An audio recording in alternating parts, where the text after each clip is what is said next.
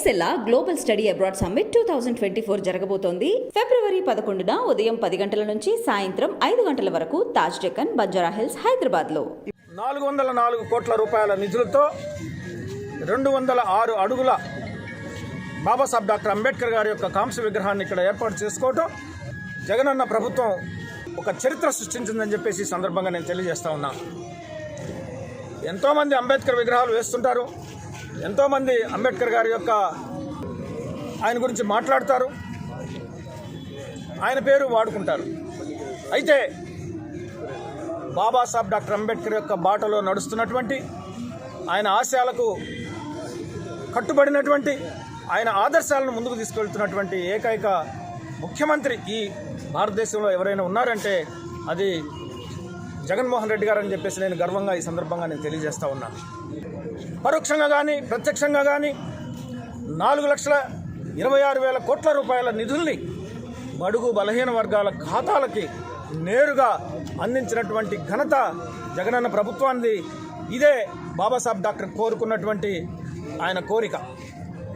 బలహీన వర్గాలు బాగుపడాలి, ఆర్థికంగా నిలబడాలి, రాజకీయంగా బలపడాలి, అన్ని రంగాల్లో ముందుకు వెళ్ళాలనేటువంటి బాబాసాహెబ్ డాక్టర్ అంబేద్కర్ గారి యొక్క కోరికను ఈరోజు జగనన్న ప్రభుత్వం నెరవేరుస్తుంది. కాబట్టి ఈ విగ్రహాన్ని స్థాపించడంలో ఆయనకు కేవలం విగ్రహాన్ని స్థాపించడమే మాత్రమే కాదు, కానీ ఆయన బాటలో జగనన్న ప్రభుత్వం నడవటం మా అందరికి కూడా గర్వకారణం అని చెప్పేసి ఈ సందర్భంగా నేను తెలియజేస్తా ఉన్నా.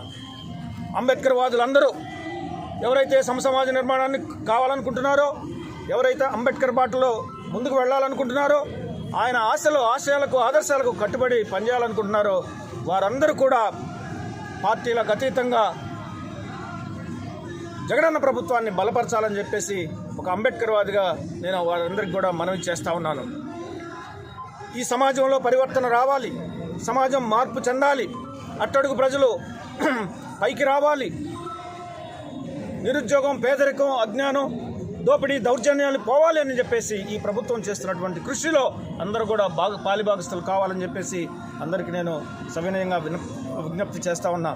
ఒక అంబేద్కర్ వాదిగా, కన్షీరామ్ గారి యొక్క శిష్యుడిగా జగన్మోహన్ రెడ్డి గారు చేస్తున్నటువంటి ఆయన పని విధానం ఏదైతే ఉందో, ఎస్సీ, ఎస్టీ, బీసీ, మైనారిటీలందరూ ఆర్థికంగా, సామాజికంగా అన్ని రంగాల్లో ముందుకు రావాలనేటువంటి ఒక నినాదాన్ని తీసుకున్నారు ఇవాళ జగన్మోహన్ రెడ్డి గారు. ఇంతవరకు ఎవరు కూడా భారతదేశ రాజకీయాల్లో ఆ రోజు కన్షీరామ్ గారు 35 సంవత్సరాల క్రితం ఎస్సీ, ఎస్టీ, బీసీ, మైనారిటీలు ఐక్యం కావాలి, అధికారంలోకి రావాలి అని ఆయన పోరాడారు.